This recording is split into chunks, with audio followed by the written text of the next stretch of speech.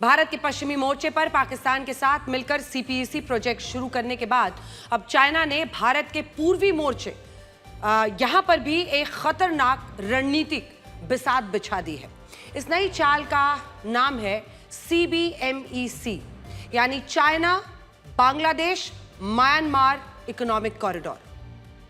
आसान भाषा में कहें तो खेल चाइना ने अरब सागर में घुसने के लिए पाकिस्तान के ग्वादर पोर्ट के जरिए खेला था। अब वही खेल वो बंगाल की खाड़ी में घुसने के लिए बांग्लादेश और म्यांमार के पीछे छिपकर खेलने जा रहा है।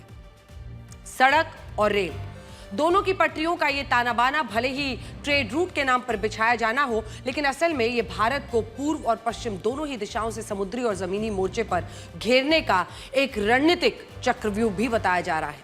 असल में चाइना के इस कदम के पीछे उसकी एक बहुत पुरानी कमजोरी और छटपटाहट है, जिसे डिफेंस एक्सपर्ट मलाका डिलेमा कहते हैं। चाइना का लगभग 80% तेल आयात समंदर के रास्ते एक बेहद पतली मलाका स्ट्रेट से होकर गुजरता है। अब चाइना को डर क्या है?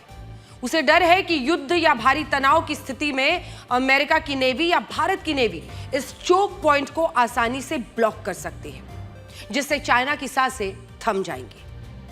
और यही वजह है, इस कमजोरी से उबरने के लिए चाइना ने 2 मोर्चे खोले।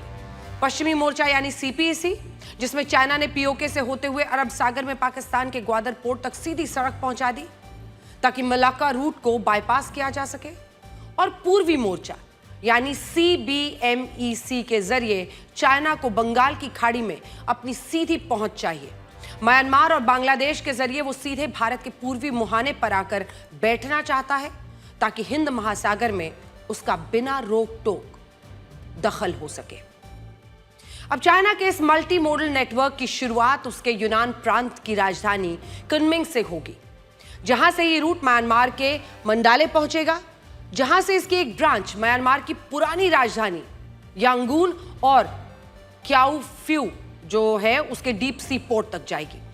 फिर इसे म्यांमार से रोड रेल नेटवर्क समुद्री रास्ते से बांग्लादेश के चटगांव, कॉक्स बाजार और आखिर में मोंगला पोर्ट से जोड़ा जाएगा।